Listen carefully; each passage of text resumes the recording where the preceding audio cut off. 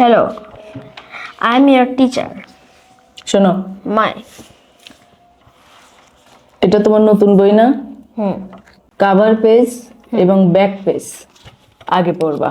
আচ্ছা, এখানে কি লেখা আছে দেখো। English for today, class 4. তারপরে দেখো এখানে 3টা ছবি আছে, তাই না? Yes. ছবিতে এরা কি করতেছে? ছবিতে এরা আলোচনা করতেছে। এই যে ছবিটা দেখতেছো না, এটার নাম হচ্ছে ইলাস্ট্রেশন। এটা কি? এটা হচ্ছে একটি লোগো। এবার আমরা পিছন পার্টটা আগে পড়বো। দেখো প্রথমে এখানে দেখা যাচ্ছে, কি দেখা যাচ্ছে দেখো।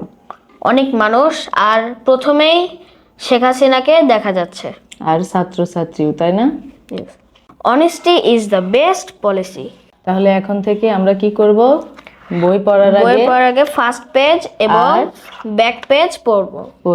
আমি দীর্ঘদিন টিচার হিসেবে কাজ করেছি। অভিভাবকদের প্রতি আমার পরামর্শ, শিশুদের পড়ানোর আগে যে কোনো বইয়ের আগে কভার পেজ আর ব্যাক পেজটা পড়াবেন, তাদের বইটার সঙ্গে আগে পরিচিতি করাবেন, তারপর ভিতরের অংশগুলো পড়াবেন। এই বইয়ের ব্যাক পেজে লেখা আছে দেখেন, honesty is the best policy. এই কথাটা লিখেছে পার্লামেন্টের সদস্যরা। যে দেশের পার্লামেন্টের সদস্য সবাই পালিয়ে যায়, সেই দেশে শিশুকে আমি কিভাবে সততা শিখাবো?